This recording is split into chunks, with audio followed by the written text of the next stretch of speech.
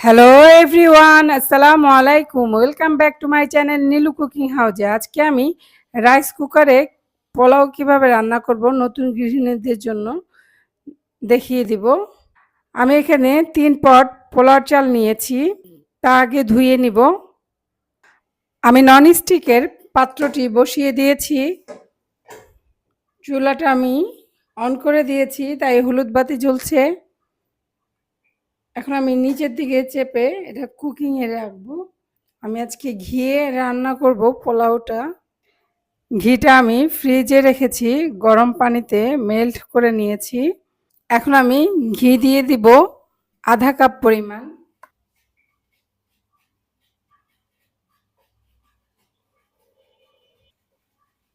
আধা কাপ পরিমাণ পেঁয়াজ কুচি দিয়ে দিব। 4 টুকরো দারচিনি দিয়ে দিব। 3 টুকরো এলাচ দিয়ে দিব। 4 টুকরো তেজপাতা দিয়ে দিব। পেঁয়াজটা হালকা ভেজে নিব।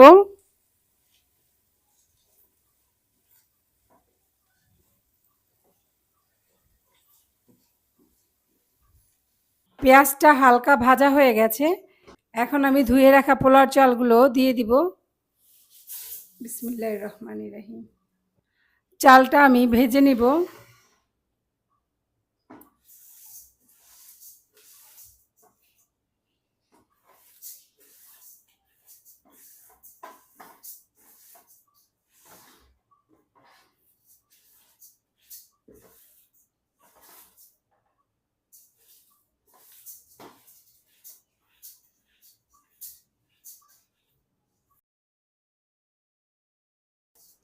পোলার চালটা ভাজা হয়ে গেছে। এখন আমি গরম পানি করে রেখেছিলাম 3 পট পোলার চালের জন্য আমি এই মগের 6 মগ পানি ফুটিয়ে নিয়েছি, তা দিয়ে দিব।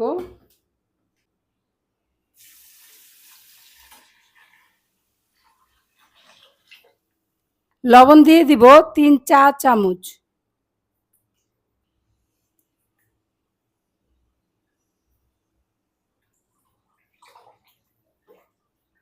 আমি ঢাকনা দিয়ে ঢেকে দিব। তোমরা চাইলে গরম পানির পরিবর্তে ঠান্ডা পানিও দিতে পারো, এতে কোনো সমস্যা হবে না। আমি গরম পানিটা দেই ভাতটা যেন খুব সুন্দর ঝরঝরে হয়।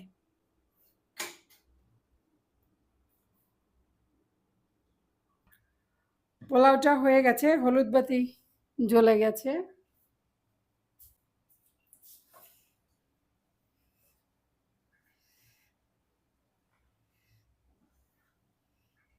পোলাওটা আমি সার্ভিং ডিশে ঢেলে নিব। যাদের নতুন বিয়ে হয়েছে, রান্না মোটেও পারো না, পড়াশোনার ব্যস্ত ছিলে, তারা এইভাবে রাইস কুকারে ঝটপট পোলাও রান্না করতে পারবে পারফেক্টভাবে।